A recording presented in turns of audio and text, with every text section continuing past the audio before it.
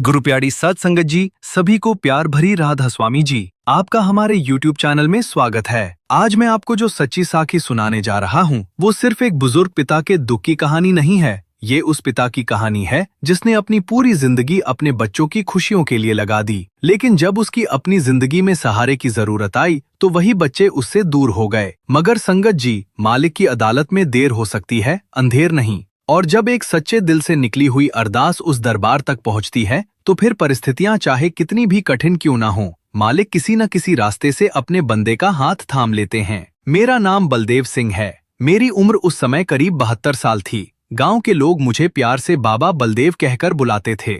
मेरी जिंदगी बहुत साधारण थी, न कोई बड़ी दौलत, न कोई ऊंची पहचान। मेरे पास अगर कुछ था तो मेरे हाथों की मेहनत, मालिक का नाम और मेरा परिवार। मैंने अपनी जिंदगी का अधिकांश हिस्सा खेतों में बिताया था। सूरज निकलने से पहले उठना, हाथ मुंह धोकर मालिक का नाम लेना और फिर कंधे पर हल रखकर खेत की तरफ निकल जाना मेरी रोज की आदत थी। मेरी पत्नी का नाम गुरमीत कौर था। वो बहुत शांत स्वभाव की और मालिक पर अटूट विश्वास रखने वाली औरत थी। जिंदगी में हमने सुख कम और संघर्ष ज्यादा देखा था, लेकिन फिर भी हमारे चेहरे पर संतोष रहता था। हमारे 2 बेटे थे। बड़े का नाम था मनदीप और छोटे का नाम था जगजीत। जब दोनों छोटे थे तब हम दोनों पति पत्नी का केवल एक ही सपना था कि हमारे बच्चों को वो संघर्ष न देखना पड़े जो हमने देखा था। कई बार घर में इतनी कम आमदनी होती थी कि रात के खाने के लिए भी हमें सोचना पड़ता था, लेकिन हम अपने बच्चों के सामने कभी अपनी परेशानी जाहिर नहीं करते थे। एक दिन की बात मुझे आज भी याद है। घर में सिर्फ 2 रोटियां बची थीं। मनदीप और जगजीत स्कूल से लौटे थे। दोनों भूखे थे। गुरमीत ने दोनों के सामने रोटियां रख दी। बच्चों ने खाना शुरू किया और हम दोनों उन्हें देखते रहे। मनदीप ने अचानक पूछा, बापूजी, आप दोनों नहीं खाओगे? मैंने मुस्कुराकर कहा, नहीं बेटा, आज खेत में ही बहुत खा लिया था। असलियत ये थी कि उस दिन खेत में खाने के लिए हमारे पास कुछ था ही नहीं। गुरमीत ने भी मुस्कुराते हुए कहा, तुम दोनों खा लो, हमें भूख नहीं है। बच्चे खाना खाकर सो गए। रात को जब मैं बाहर चारपाई पर बैठा था तो गुरमीत मेरे पास आकर चुपचाप बैठ गई। उसने कहा, आपने आज फिर झूठ बोल दिया। मैंने उसकी तरफ देखा और पूछा, कौन सा झूठ? वो बोली, आपको भी भूख लगी थी। मैं हंस पड़ा और कहा, बच्चों का पेट भर गया ना, बस यही हमारी रोटी है। गुरमीत की आंखें भर आईं। उसने आसमान की तरफ देखकर कहा, मालिक, हमारे बच्चों को हमेशा खुश रखना। उस समय हमें क्या पता था कि यही बच्चे एक दिन इतने बड़े हो जाएंगे कि उनके पास हमारे लिए समय नहीं होगा। समय अपनी गति से चलता रहा। दोनों बेटे पढ़ाई में अच्छे निकले। मनदीप पढ़ाई में बहुत तेज था। उसने इंजीनियरिंग करने की इच्छा जताई। हमारे पास इतने पैसे नहीं थे कि उसकी पढ़ाई आसानी से हो सके। मैंने गांव के एक साहूकार से कर्ज लिया, मगर कर्ज काफी नहीं था। आखिरकार मुझे अपनी जमीन का एक हिस्सा बेच देना पड़ा। गांव के कुछ लोगों ने मुझे समझाया, बलदेव, इतना मत खर्च कर, अपने बुढ़ापे के लिए भी कुछ बचाकर रख। मैं हंसकर कहता, मेरे बेटे ही मेरी पूंजी हैं। जब ये अपने पैरों पर खड़े हो जाएंगे तो मेरा बुढ़ापा अपने आप कट जाएगा। उस समय मेरे मन में अपने बच्चों को लेकर कोई संदेह नहीं था। कुछ वर्षों बाद मनदीप की पढ़ाई पूरी हुई और उसे शहर में अच्छी नौकरी मिल गई। मुझे लगा जैसे मेरी मेहनत सफल हो गई। लेकिन कहानी यहीं खत्म नहीं हुई थी। छोटा बेटा जगजीत भी व्यापार करना चाहता था। उसने कहा, बापूजी, अगर आप थोड़ी मदद कर दें तो मैं अपना कारोबार शुरू कर सकता हूं। मेरे पास बची हुई जमीन बहुत कम थी, लेकिन मैंने उसकी तरफ देखा और कहा, बेटा, तुम मेहनत करना, मालिक ने चाहा तो सब ठीक होगा। मैंने फिर जमीन का एक बड़ा हिस्सा बेच दिया और उसे व्यापार शुरू करने के लिए पैसे दे दिए। गांव वालों ने फिर मुझे समझाया, बलदेव, अब क्या बचेगा तेरे पास? मैंने हंसते हुए कहा, 2 बेटे हैं, इससे बड़ी जमीन और क्या होगी? संगत जी, उस समय मुझे सचमुच विश्वास था कि मैंने जो कुछ बच्चों के लिए किया है उसका फल मुझे उनके प्रेम के रूप में जरूर मिलेगा। कुछ ही वर्षों में दोनों बेटे अपने अपने पैरों पर खड़े हो गए। मनदीप की नौकरी अच्छी चल रही थी और जगजीत का कारोबार भी बढ़ने लगा था। फिर शहर में दोनों भाइयों ने मिलकर एक बड़ा घर बनवाया। जब घर तैयार हुआ और गृह प्रवेश का दिन आया तो दोनों हमें गांव से शहर ले गए। उस दिन मेरे पैरों में जैसे जमीन नहीं थी। मैंने उस नए घर की दीवारों को हाथ लगाया और मेरी आंखों के सामने अपने पुराने दिन घूम गए। मुझे याद आया कि कैसे मैंने खेतों में तपती धूप में काम किया था, कैसे बरसात में भीगते हुए फसल बचाई थी, कैसे बच्चों की फीस के लिए जमीन बेची थी, कैसे उनकी किताबों और कपड़ों के लिए अपनी जरूरतें टाली थीं। मैंने मालिक के सामने हाथ जोड़कर कहा, मालिक, आज मुझे किसी चीज की कमी नहीं, मेरे बच्चों को सुखी रखना। गुरमीत मेरे पास खड़ी मुस्कुरा रही थी। उसने धीरे से कहा, देखा, मैंने कहा था ना, हमारी मेहनत रंग लाएगी। मैंने कहा, हाँ, अब लगता है हमारा बुढ़ापा बच्चों के साथ हंसी खुशी में बीतेगा। उस समय घर में दोनों बेटों की पत्नियां थीं, पोते पोतियां थे, घर में चहल पहल थी। मुझे लगता था कि अब जिंदगी का सबसे अच्छा समय शुरू हुआ है। लेकिन संगत जी, इंसान भविष्य की कल्पना कर सकता है, भविष्य को अपने हिसाब से तय नहीं कर सकता। शुरुआत में सब कुछ ठीक था। दोनों बेटे रोज हमारे पास बैठते थे। मनदीप ऑफिस से लौटकर मेरे पास आता और पूछता, बापूजी, आज क्या किया? जगजीत भी अपने कारोबार की बातें करता। पोते मेरे पास बैठकर गांव की कहानियां सुनते। मैं उन्हें अपने बचपन की बातें सुनाता और गुरमीत रसोई से आवाज लगाती, बस भी करो, बच्चों को सोने दो। पूरा घर हंसी से भर जाता। लेकिन धीरे धीरे परिस्थितियां बदलने लगी। पहले बेटे हर छोटी बात में मेरी सलाह लेते थे, अब फैसले खुद लेने लगे। पहले बहुएं मेरे साथ बैठकर खाना खाती थीं, अब मेरे लिए खाना अलग कमरे में भेजा जाने लगा।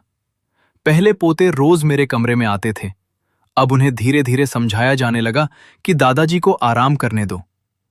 मैंने कभी किसी से शिकायत नहीं की। अगर गुरमीत मुझसे कहती, मुझे लगता है बच्चे पहले जैसे नहीं रहे, तो मैं उसे समझाता, नहीं गुरमीत, ऐसा मत सोच, उनके ऊपर जिम्मेदारियां बढ़ गई हैं, शहर की जिंदगी आसान नहीं होती। वो कहती, लेकिन माँ बाप के लिए समय निकालना भी तो जरूरी है। मैं चुप हो जाता। मैं उसके सामने मुस्कुरा देता, लेकिन मन के किसी कोने में उसकी बात बैठ जाती।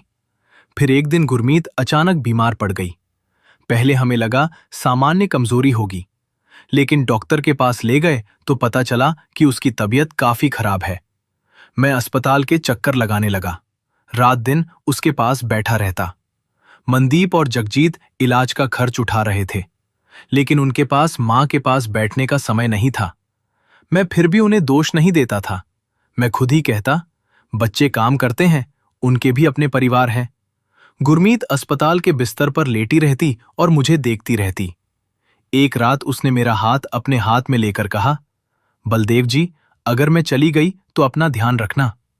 मैंने तुरंत कहा, ऐसी बातें क्यों करती हो, तू कहीं नहीं जा रही। वो हल्का सा मुस्कुराई, हर बात हमारे हाथ में नहीं होती। मैंने उसका हाथ और कसकर पकड़ लिया। वो बोली, एक बात याद रखना, बच्चों से कभी शिकायत मत करना और मालिक का नाम कभी मत छोड़ना। मेरी आंखों से आंसू निकल आए। मैंने कहा, तू ठीक हो जा, फिर हम गांव वापस चले जाएंगे, खेत के पास बैठकर चाय पिएंगे। वो मुस्कुराई, लेकिन मालिक को शायद कुछ और मंजूर था। कुछ दिनों बाद गुरमीत ने इस दुनिया को अलविदा कह दिया। मेरी दुनिया जैसे उसी पल रुक गई। घर में लोग थे, रिश्तेदार थे, बेटों के परिवार थे। अंतिम संस्कार हुआ, सब रस्में पूरी हुईं, लेकिन भीड़ के बीच मैं अकेला था। उस रात जब घर के सारे कमरे बंद हो गए और सब अपने अपने बिस्तरों पर चले गए, मैं बरामदे में अकेला बैठा गुरमीत की तस्वीर देखता रहा। मैंने तस्वीर को अपने हाथ में लिया। गुरमीत, तू तो कहती थी बच्चों के साथ बुढ़ापा कटेगा, देख, तू चली गई और मैं रह गया। मेरी आवाज टूट गई। मैंने ऊपर आसमान की तरफ देखा और कहा, मालिक, अब मेरे पास तू ही है। उस रात मैंने पहली बार महसूस किया कि इंसान के पास चाहे कितना बड़ा घर क्यों ना हो, अगर अपना जीवन साथी साथ ना हो तो पूरा घर खाली लगता है। गुरमीत के जाने के बाद मैं और ज्यादा चुप रहने लगा। सुबह उठता तो उसकी आवाज सुनने की आदत थी। कभी लगता वो रसोई से पुकार रही है, कभी लगता वो कहेगी चाय तैयार है, लेकिन हर बार सामने उसकी खाली चारपाई दिखाई देती। मैं धीरे धीरे उठता, मालिक की तस्वीर के सामने बैठता और सिमरन करता। मेरी प्रार्थना हमेशा एक ही होती, मालिक, मेरे बच्चों को खुश रखना, इनके घर में कभी दुख मत देना। मैं अपने लिए कुछ नहीं मांगता था। मुझे लगता था कि अब मेरी उम्र मुझे क्या चाहिए, 2 वक्त की रोटी, मालिक का नाम और बच्चों की खुशी। लेकिन संगत जी, जिस घर को मैंने अपनी पूरी जिंदगी की मेहनत से बनाया था, उसी घर में धीरे धीरे मेरी जगह छोटी होती जा रही थी। एक दिन सुबह चाय काफी देर से आई। मैंने दवा का समय देखकर बहू से पूछा, बेटी चाय मिल सकती है? उसने जल्दी में कहा, पिताजी अभी बहुत काम है, थोड़ी देर बाद भेजती हूं। मैंने कहा, ठीक है बेटी। मैंने कुछ नहीं कहा। थोड़ी देर बाद चाय आई। तब तक दवा का समय निकल चुका था। मैंने फिर भी चुपचाप दवा खा ली। शाम को जगजीत घर आया। मैंने उससे कहा, बेटा आज तेरी मां बहुत याद आ रही थी। वो मोबाइल देखते हुए बोला, पिताजी अभी बहुत थका हुआ हूं, बाद में बात करते हैं। वो कमरे में चला गया। मैं बरामदे में बैठा रहा। वो बाद में कभी नहीं आया। धीरे धीरे मुझे समझ आने लगा कि मैं उसी घर में रहते हुए भी अकेला हो चुका हूं। एक शाम मैं बरामदे में बैठा गुरमीत की तस्वीर साफ कर रहा था। तभी अंदर से मनदीप और जगजीत की आवाज सुनाई दी। मैंने ध्यान नहीं दिया, लेकिन अचानक मनदीप ने कहा, अब ये ऐसे नहीं चल सकता। मैं वहीं बैठा रहा। जगजीत बोला, मैं भी यही सोच रहा हूं। मनदीप ने कहा, पिताजी की दवाइयां, डॉक्टर, देखभाल, हमारे पास समय नहीं है। कुछ पल खामोशी रही।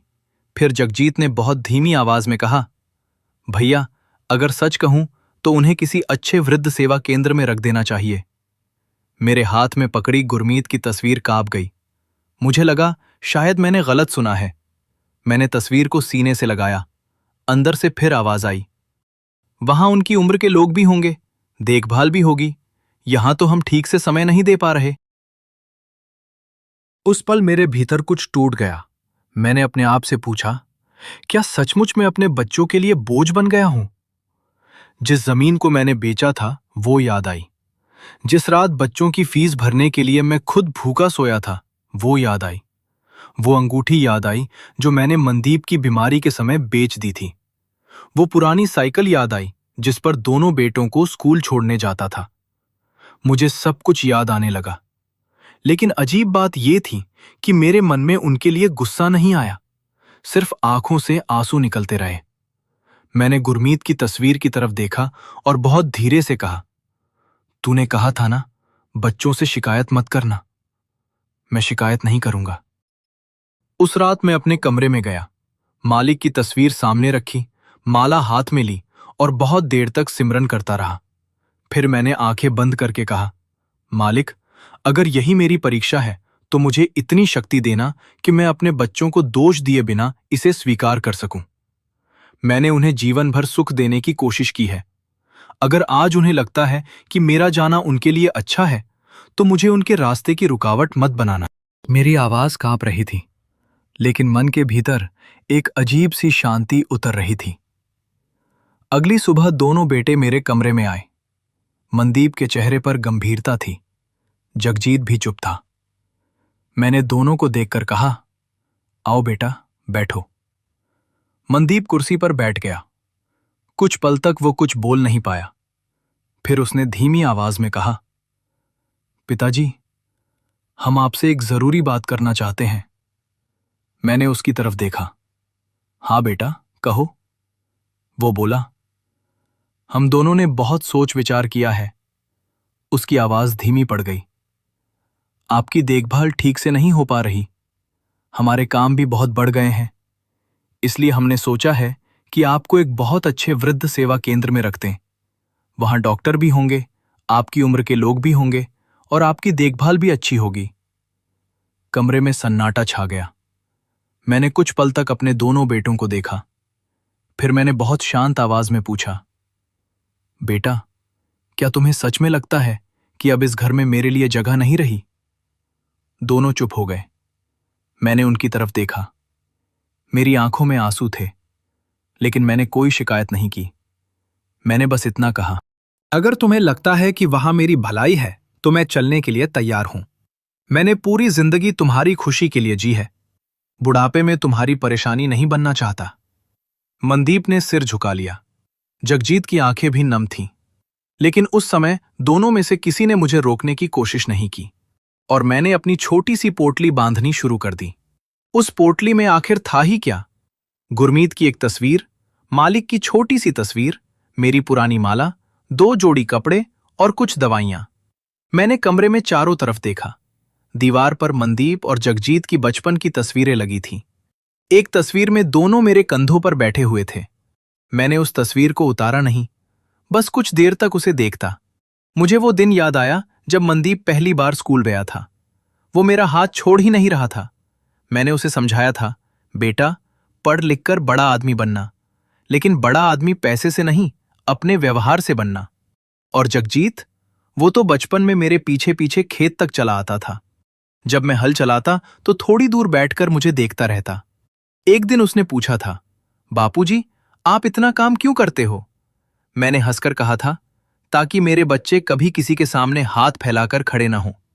आज वही दोनों बच्चे मुझे अपने घर से बाहर भेज रहे थे। मैंने कमरे की चौखट को हाथ लगाया और मन ही मन कहा, मालिक, इस घर में मैंने बहुत कुछ छोड़ा है, लेकिन अपना प्रेम यहीं छोड़कर जा रहा हूं। मेरे बच्चों को सुखी रखना। बाहर मनदीप गाड़ी तैयार करवा चुका था। जगजीत ने मेरे हाथ से पोटली लेने की कोशिश की। मैंने कहा, नहीं बेटा, ये मैं खुद उठा लूंगा, अभी मेरे हाथ पैर चलते हैं। वो कुछ बोल नहीं पाया। मैं धीरे धीरे बाहर आया। तभी मेरा छोटा पोता दौड़ता हुआ मेरे पास आया। उसने मेरे पैरों को पकड़ लिया और पूछा, दादाजी, आप कहाँ जा रहे हो? मैंने उसे उठाकर सीने से लगा लिया। वो बोला, आप वापस कब आओगे? मुझे आज वाली कहानी अभी पूरी सुननी है। मेरे होठों पर मुस्कान आई, लेकिन आंखें भर आईं। मैंने उसके सिर पर हाथ फेरते हुए कहा, बेटा, मालिक ने चाहा तो बहुत जल्दी मिलेंगे। वो मासूमियत से बोला, आप कहीं दूर मत जाना। मैंने उसे और कसकर गले लगाया। उस समय मुझे लगा जैसे मेरा अपना बचपन मेरे सामने खड़ा है। बहू ने आकर बच्चे का हाथ पकड़ा और कहा, बेटा, दादाजी को देर हो रही है। मैंने उसकी तरफ देखा। उसके चेहरे पर भी कुछ पल के लिए झिझक दिखाई दी।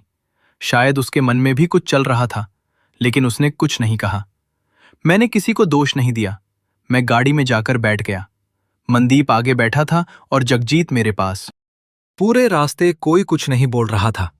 मैं खिड़की से बाहर देखता रहा। वही सड़कें थीं, वही पेड़ थे, वही खेत थे, लेकिन आज सब कुछ अलग लग रहा था। रास्ते में एक छोटा सा स्कूल आया। मैंने धीरे से कहा, यहीं तुम दोनों को पहली बार स्कूल छोड़ने आया था? दोनों बेटे चुप रहे। थोड़ी दूर आगे वो पुल आया जहां जगजीत बचपन में साइकिल से गिर गया था। उसके घुटने से खून निकल रहा था। वो इतना रोया था कि मैंने उसे अपनी पीठ पर उठाकर गांव के डॉक्टर तक पहुंचाया था। आज उसी रास्ते से मैं अपने ही घर से दूर जा रहा था। मैंने आंखें बंद कर ली। मन ही मन मालिक से कहा, मालिक, मेरे बच्चों को कभी मेरे कारण दुख मत देना। अगर मेरे जाने से उनका जीवन आसान होता है तो मुझे ये भी मंजूर है, बस उनके घर में सुख बनाए रखना। करीब 1 घंटे बाद गाड़ी शहर से बाहर एक बड़े भवन के सामने रुकी। मुख्य द्वार पर लिखा था, अपना सहारा वरिष्ठ सेवा सदन। मैंने धीरे धीरे गाड़ी से कदम बाहर रखा। सामने कई बुजुर्ग बैठे थे। कोई चुपचाप सड़क की तरफ देख रहा था, कोई हाथ में पुरानी तस्वीर लिए बैठा था, कोई माला फेर रहा था। मैंने उन चेहरों को देखा तो लगा जैसे हर चेहरे के पीछे कोई अधूरी कहानी है। मनदीप मेरे पास आया। पिताजी, यहाँ आपकी पूरी देखभाल होगी, डॉक्टर भी हैं और जरूरत की हर चीज उपलब्ध है। मैंने उसकी तरफ देखकर मुस्कुराया। बेटा, मेरी चिंता मत करना, अपना ध्यान रखना। जगजीत ने मेरा हाथ पकड़ा। उसकी आंखें थोड़ी नम थीं। मैंने उसके सिर पर हाथ रखा। खुश रहना बेटा, अपने भाई का साथ देना और घर में प्रेम बनाए रखना। मनदीप और जगजीत ने मुझे वहीं छोड़ दिया। मैं उन्हें जाते हुए देखता रहा। गाड़ी धीरे धीरे दूर होती गई। मैं तब तक खड़ा रहा जब तक वो दिखाई देना बंद नहीं हो गई। फिर मैंने अपनी पोटली नीचे रखी, मालिक की तस्वीर बाहर निकाली, उसे सीने से लगाकर कहा, अब तू ही मेरा सहारा है। तभी एक बुजुर्ग सेवादार मेरे पास आए। उन्होंने मेरे कंधे पर हाथ रखा और कहा, भाई साहब, अंदर आइए, अब यही आपका घर है। उनके शब्दों में ऐसी आत्मीयता थी कि मेरी आंखें भर आईं। मैं उनके साथ अंदर चला गया। मुझे एक छोटा सा कमरा दिया गया। उसमें एक चारपाई थी, एक कुर्सी, एक छोटी सी अलमारी और एक मेज। मैंने सबसे पहले गुरमीत की तस्वीर निकाली और मेज पर रख दी। फिर मालिक की तस्वीर उसके पास रख दी। कुछ देर तक दोनों तस्वीरों को देखता रहा। मैंने कहा, गुरमीत, देख, मैं यहां आ गया हूं। तू होती तो शायद मेरा हाथ पकड़कर कहती कि चिंता मत कर। आंखों से आंसू निकल पड़े। मैंने माला उठाई और सिमरन करने लगा। शाम को वहां सत्संग हुआ। मैं बाकी बुजुर्गों के साथ बैठ गया। मालिक का नाम वातावरण में गूंजने लगा। काफी समय बाद मुझे लगा कि मेरे मन का बोझ थोड़ा हल्का हो रहा है। सत्संग के बाद एक बुजुर्ग मेरे पास आकर बोले, भाई, आपको बहुत दुख है ना? मैंने मुस्कुराकर कहा, दुख तो है, लेकिन शिकायत नहीं। उन्होंने पूछा, बच्चों ने आपको यहां छोड़ा है? मैंने सिर हिला दिया। वो बोले, फिर भी आप उनके लिए बुरा नहीं सोच रहे? मैंने कहा, बच्चे गलती कर सकते हैं, लेकिन पिता का दिल बच्चों के लिए बद्दुआ करना नहीं सीखता। वो बुजुर्ग कुछ देर मुझे देखते रहे। फिर उन्होंने कहा, आप बहुत भाग्यशाली हैं। मैंने पूछा, कैसे? वो बोले, जिसके दिल में दुख के बाद भी दुआ बची रहे, मालिक उसके बहुत करीब होता है। उनकी बात मेरे दिल में उतर गई। मैंने उस रात खाना खाया और अपनी चारपाई पर लेट गया, लेकिन नींद नहीं आई। मेरी आंखों के सामने बार बार अपने बेटों के बचपन के चेहरे आते रहे। मैंने सोचा, क्या उन्हें मेरी याद आएगी? फिर खुद ही मन को समझाया, नहीं बलदेव, उनसे कुछ मत मांग। अगर वे खुश हैं तो तू भी खुश रह। उधर उसी समय मेरे दोनों बेटे अपने घर पहुंच चुके थे। गाड़ी घर के सामने रुकी। मनदीप ने दरवाजा खोला। दोनों भाई अंदर आए। घर वही था, महंगा फर्नीचर वही था, दीवारों पर वही तस्वीरें थीं, लेकिन घर में कुछ बदल गया था। बरामदे में पड़ी मेरी कुर्सी खाली थी। मंदिर के सामने रखा दीपक बुझा हुआ था। वो जगह जहां मैं हर सुबह बैठकर सिमरन करता था, खाली पड़ी थी। छोटा पोता दौड़कर आया। उसने पूछा, पापा, दादाजी कब वापस आएंगे? मनदीप ने उसकी तरफ देखा, कुछ बोलना चाहा, लेकिन उसकी आवाज नहीं निकली। आखिर उसने कहा, दादाजी कुछ दिन वहां रहेंगे। बच्चे ने मासूमियत से पूछा, उन्होंने कुछ गलत किया था क्या? मनदीप के पास कोई जवाब नहीं था। बच्चा चुपचाप अपने कमरे में चला गया। जगजीत ने अपने भाई की तरफ देखा। दोनों कुछ देर तक खामोश रहे। फिर जगजीत बोला, भैया, घर बहुत खाली लग रहा है। मनदीप ने कहा, हां, बस इतना ही। उस रात दोनों अपने अपने कमरों में चले गए, लेकिन किसी को नींद नहीं आई। आधी रात के करीब अचानक मनदीप के मोबाइल की घंटी तेज आवाज में बज उठी। उसने घबराकर फोन उठाया। दूसरी तरफ उसकी फैक्ट्री का मैनेजर था। उसकी आवाज कांप रही थी। सर, जल्दी आइए, फैक्ट्री में बहुत बड़ा हादसा हो गया है। मनदीप एकदम उठकर बैठ गया। क्या हुआ? मैनेजर बोला, सर, मशीन सेक्शन में अचानक आग लग गई है। दमकल वाले पहुंच चुके हैं। अगर कुछ मिनट और देर हो जाती तो बहुत बड़ा नुकसान हो सकता था। मनदीप के हाथ कांपने लगे। उसी समय जगजीत के मोबाइल पर भी लगातार कॉल आने लगी। उसने फोन उठाया। उसके गोदाम में भी शॉर्ट सर्किट से आग लग गई थी। दोनों भाई एक दूसरे को देखने लगे। कुछ घंटे पहले तक उन्हें लगता था कि उनकी जिंदगी पूरी तरह उनके नियंत्रण में है, लेकिन अब एक ही रात में सब कुछ बदलता हुआ दिखाई दे रहा था। मनदीप जल्दी से तैयार होने लगा। जगजीत भी उसके साथ बाहर निकल आया। गाड़ी में बैठते समय जगजीत ने धीमे स्वर में कहा, भैया, आज पिताजी को घर से भेजा है और आज ही ये सब। मनदीप ने तुरंत उसकी बात काट दी। ऐसा मत बोल, हर चीज का कारण जोड़ना ठीक नहीं है। लेकिन उसके अपने मन में भी वही सवाल उठ चुका था। दोनों अलग अलग दिशाओं में निकल गए। मनदीप फैक्ट्री की तरफ जा रहा था और जगजीत अपने गोदाम की तरफ। उन्हें अभी पता नहीं था कि उस रात उनके सामने सिर्फ कारोबार का संकट नहीं आने वाला था। उनके सामने उनकी जिंदगी का सबसे बड़ा आईना खड़ा होने वाला था। मनदीप जब फैक्ट्री पहुंचा तो वहां चारों तरफ अफरा तफरी मची हुई थी। दमकल की गाड़ियां खड़ी थीं, कुछ कर्मचारी पानी डाल रहे थे और कुछ लोग जली हुई मशीनों को देखकर सहमे हुए खड़े थे। मैनेजर दौड़कर उसके पास आया। सर, आग पर काबू पा लिया गया है, लेकिन मशीन सेक्शन को काफी नुकसान हुआ है। मनदीप कुछ बोल नहीं पाया। वो सामने खड़ी जली हुई मशीनों को देखता रहा। करोड़ों रुपए का कारोबार खड़ा करने में उसे कई साल लगे थे, लेकिन कुछ मिनटों की आग ने उसे ऐसा झटका दिया था कि उसके पैरों के नीचे से जमीन खिसक गई। अचानक उसकी नजर अपने हाथों पर पड़ी। उसे अपने पिता के हाथ याद आ गए। वही हाथ जो बचपन में उसे पकड़कर स्कूल ले जाते थे। वही हाथ जिन्होंने उसके लिए खेतों में पसीना बहाया था। वही हाथ जिन्होंने उसकी इंजीनियरिंग की फीस भरने के लिए अपनी जमीन बेच दी थी। मनदीप ने आंखें बंद कर ली। उसे एक पुरानी घटना याद आ गई। जब वो कॉलेज में पढ़ता था, तब एक बार उसकी फीस जमा करने की आखिरी तारीख थी। घर में पैसे नहीं थे।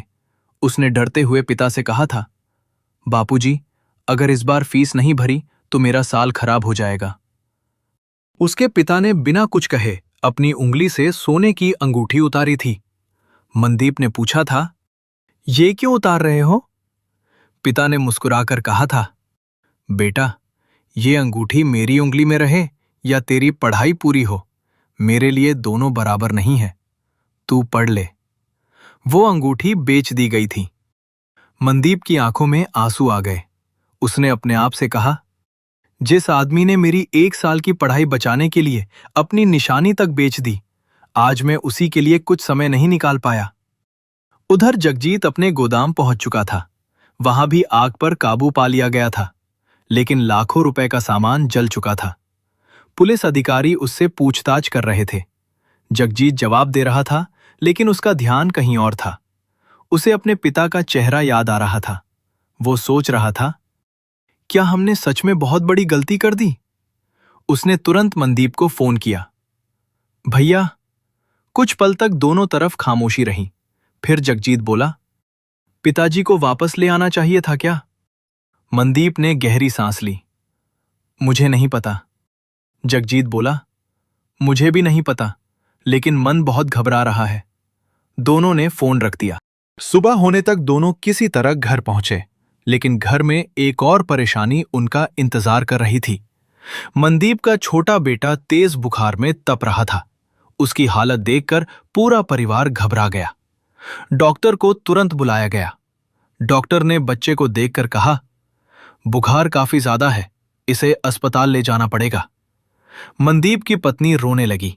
कुछ देर बाद बच्चे को अस्पताल ले जाया गया। आईसीयू के बाहर खड़े मनदीप के मन में एक अजीब डर पैदा हो गया। उसे अचानक अपने पिता का बचपन याद आने लगा, जब वो खुद बीमार पड़ा था और उसके पिता पूरी रात उसके सिरहाने बैठे रहे थे। जब डॉक्टर ने कहा था कि दवा महंगी है, तब उसके पिता ने बिना एक पल सोचे अपनी मेहनत की कमाई खर्च कर दी थी। और आज उसके पास पैसा था, गाड़ियां थीं, बड़ा घर था, लेकिन अपने बच्चे की हालत देखकर वो खुद को असहाय महसूस कर रहा था। उसने दोनों हाथ जोड़ लिए। मालिक, मेरे बच्चे को बचा लो। उसकी पत्नी उसके पास बैठी रो रही थी। तभी छोटा बेटा, जो अभी घर पर था, अपनी मां के पास आया और बोला, मम्मी, दादाजी को वापस क्यों नहीं लाते? मनदीप ने उसकी बात सुनी तो उसका सिर झुक गया। बच्चे ने कहा, कल रात मैंने सपना देखा था, दादाजी मेरे पास बैठे थे। उन्होंने कहा था कि पापा को कहना मैं उनसे नाराज नहीं हूं। मनदीप की आंखों से आंसू बह निकले। उसने अपने बेटे को सीने से लगा लिया। उसे पहली बार एहसास हुआ कि जिस पिता को उसने घर में जगह नहीं दी, वो पिता आज भी उसके परिवार के लिए दुआ कर रहा होगा। उधर वृद्ध सेवा सदन में सुबह हो चुकी थी। मैं हमेशा की तरह सूरज निकलने से पहले उठ गया। गुरमीत की तस्वीर के सामने कुछ देर बैठा, फिर मालिक की तस्वीर उठाकर मंदिर की तरफ चला गया। मैंने दीपक जलाया, माला हाथ में ली और सिमरन करने लगा। लेकिन उस सुबह मेरे मन में अजीब बेचैनी थी। मुझे समझ नहीं आ रहा था कि ऐसा क्यों हो रहा है। अचानक मेरी आंखों से आंसू निकलने लगे। मैंने दोनों हाथ जोड़ दिए। मालिक, मेरे बच्चों को सुरक्षित रखना। मेरे पास बैठे एक बुजुर्ग ने पूछा, बलदेव जी, आज बहुत परेशान लग रहे हो। मैंने कहा, पता नहीं क्यों, मन कह रहा है कि मेरे बच्चों पर कोई संकट है। वो बोले, आपने उनसे बात की? मैंने सिर हिलाया। नहीं, लेकिन पिता का दिल कभी कभी बिना खबर के भी बच्चों का दुख महसूस कर लेता है। मैंने आंखें बंद कर ली, फिर मालिक से कहा, अगर उन पर कोई संकट है तो उसे मेरे हिस्से में डाल देना। उन्होंने मेरे साथ जो किया वो अपनी जगह है, लेकिन वे मेरे बच्चे हैं। उनके घर में दुख मैं नहीं देख सकता।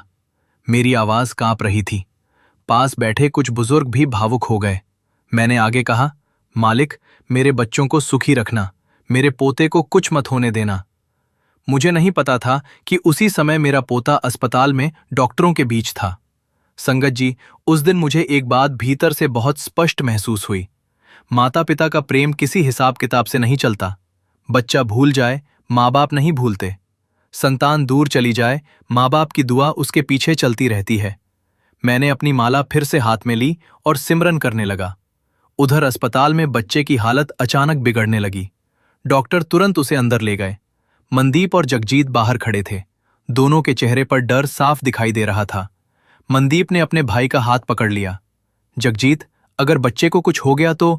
उसकी आवाज आगे नहीं निकल सकी। जगजीत ने कहा, भैया ऐसा मत बोलो, मालिक सब ठीक करेगा। लेकिन इस बार दोनों की आंखों में डर था। कुछ समय बाद डॉक्टर बाहर आए। उन्होंने कहा, बच्चे की हालत गंभीर है, हमें लगातार निगरानी रखनी होगी। मनदीप के पैरों में जैसे जान नहीं रही। वो अस्पताल की कुर्सी पर बैठ गया। उसने दोनों हाथों से अपना चेहरा ढक लिया। मालिक, मैंने बहुत गलत किया है, लेकिन मेरे बच्चे को सजा मत देना। जगजीत उसके पास बैठ गया। कुछ देर बाद उसने धीमी आवाज में कहा, भैया, पिताजी को हमने वृद्ध सेवा सदन में छोड़ा है। मनदीप ने उसकी तरफ देखा। जगजीत बोला, अगर वे यहां होते तो शायद हमारे बच्चे के सिर पर हाथ रखते। मनदीप ने कुछ नहीं कहा, लेकिन उसकी आंखों से आंसू बहने लगे। उसी समय अस्पताल के गलियारे में एक बुजुर्ग डॉक्टर वहां से गुजर रहे थे। उन्होंने दोनों भाइयों को रोते देखा।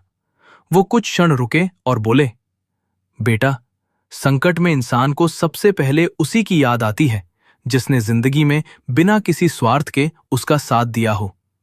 मनदीप ने सिर उठाकर उन्हें देखा। डॉक्टर आगे बढ़ गए, लेकिन वो बात उसके दिल में उतर गई।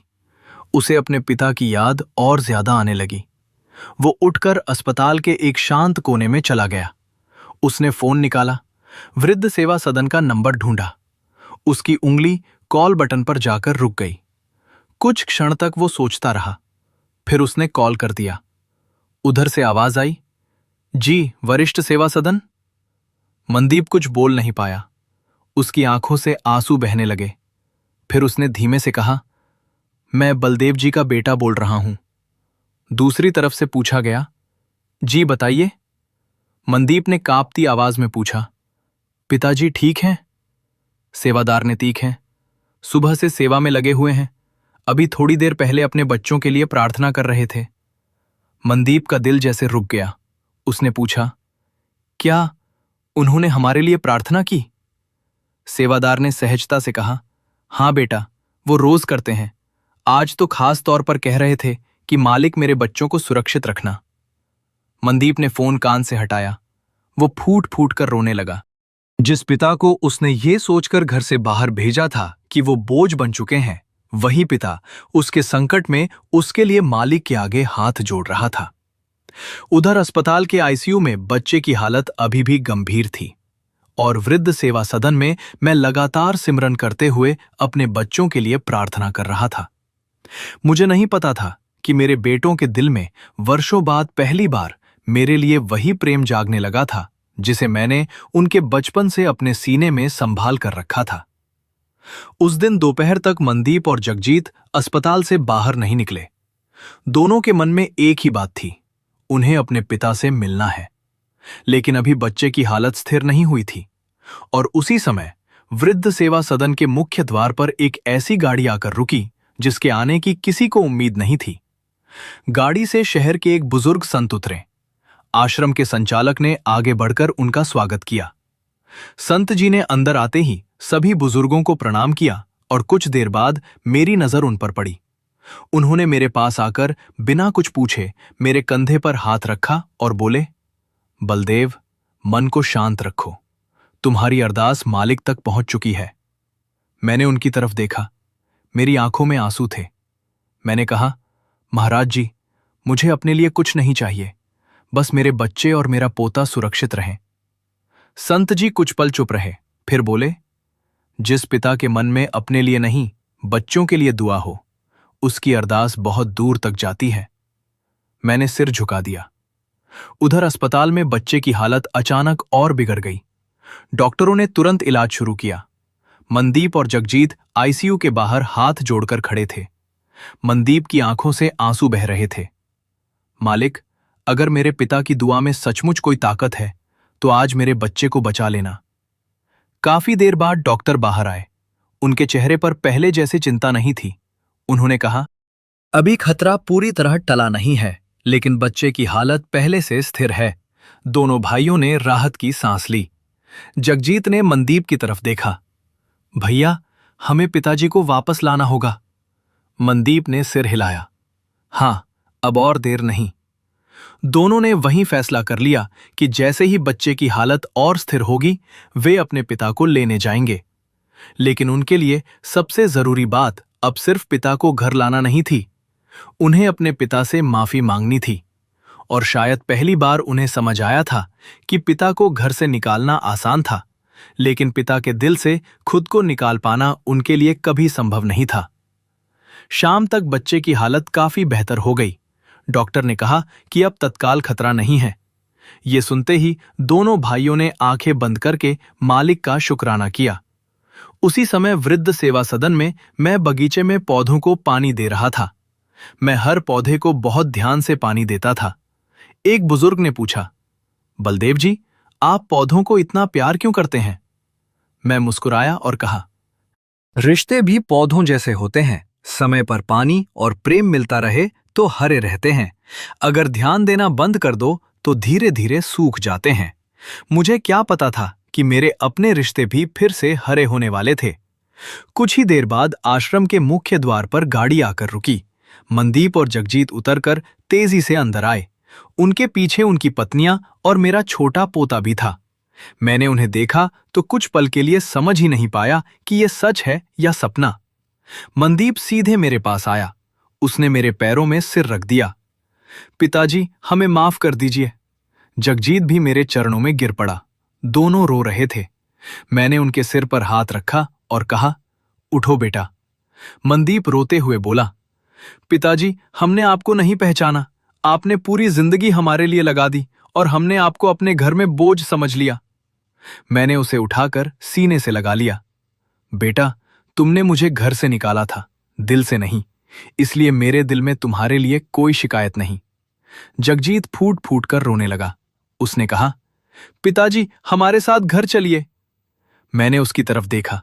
मेरी आंखों में आंसू थे, लेकिन चेहरे पर वही शांति थी।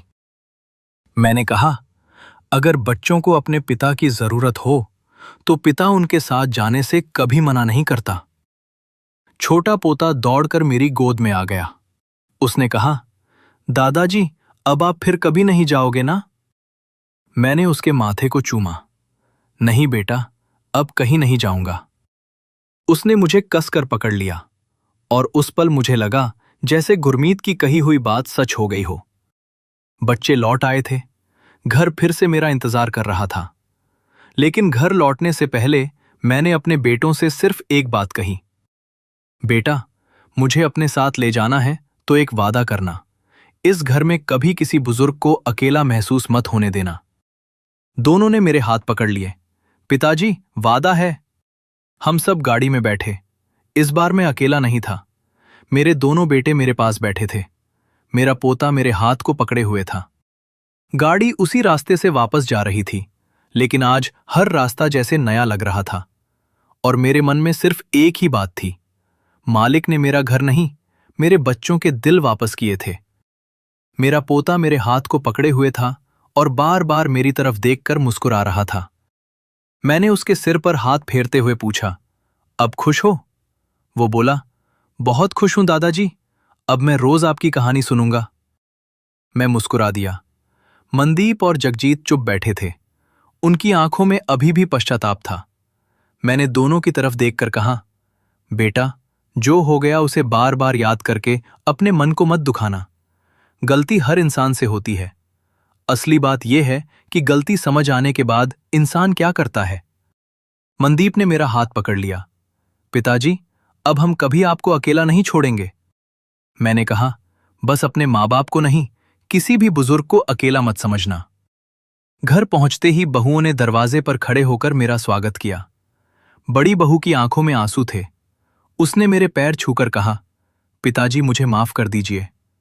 मैंने उसके सिर पर हाथ रखकर कहा, बेटी, जहां गलती स्वीकार हो जाती है वहीं से नया रिश्ता शुरू होता है।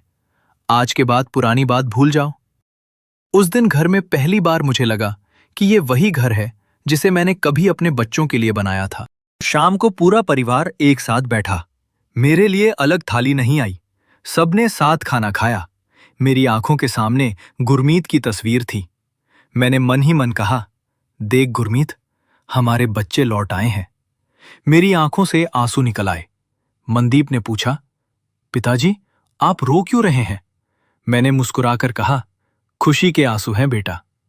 उस दिन के बाद दोनों बेटों ने अपना जीवन बदलना शुरू कर दिया। मनदीप ने अपनी फैक्ट्री के बाहर एक छोटी सी पंक्ति लिखवाई, जिस घर में माता पिता का सम्मान नहीं, उस घर की सफलता अधूरी है। जगजीत ने हर महीने अपनी कमाई का एक हिस्सा वृद्ध सेवा सदन में सेवा के लिए देना शुरू कर दिया। और सबसे बड़ा बदलाव यह हुआ कि घर में अब हर शाम सब लोग मेरे पास बैठते। मेरा पोता मेरी गोद में सिर रखकर कहानियां सुनता। मैं उसे हमेशा एक ही बात समझाता, बेटा, पैसा कमाना जरूरी है, लेकिन रिश्ते खोकर नहीं। संगत जी, आज मैं आपसे दिल की एक बात कहना चाहता हूं। अगर आपके घर में आपके माता पिता हैं, दादा दादी हैं या कोई बुजुर्ग है, तो उनके पास कुछ देर बैठ जाइए। जरूरी नहीं कि उनके लिए महंगा सामान खरीदें। कभी उनके पास बैठकर 2 मीठे शब्द बोल देना भी बहुत बड़ी सेवा है। क्योंकि एक दिन ऐसा आता है जब इंसान के पास सब कुछ होता है, लेकिन माँ बाप का हाथ सिर पर नहीं होता। और उस दिन समझ आता है कि जिंदगी की सबसे बड़ी दौलत क्या थी। अगर आपको यह साखी दिल तक पहुंची हो तो इसे केवल सुनकर आगे मत बढ़ जाइए।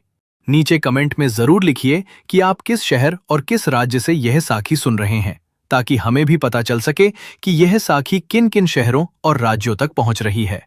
और अगर आपको ऐसी सच्ची और सीख देने वाली साखियां सुनना अच्छा लगता है तो वीडियो को लाइक जरूर कर दीजिए, अपने मन की बात कमेंट में लिखिए और चैनल को सब्सक्राइब कर लीजिए।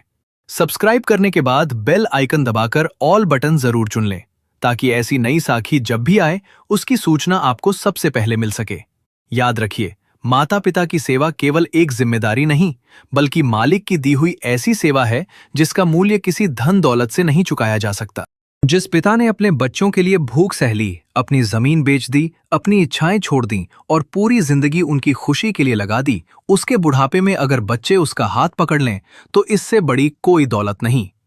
बलदेव के जीवन ने एक बात सिखा दी, माता पिता बच्चों को जन्म ही नहीं देते, वे अपने जीवन का सबसे बड़ा हिस्सा बच्चों के नाम कर देते हैं।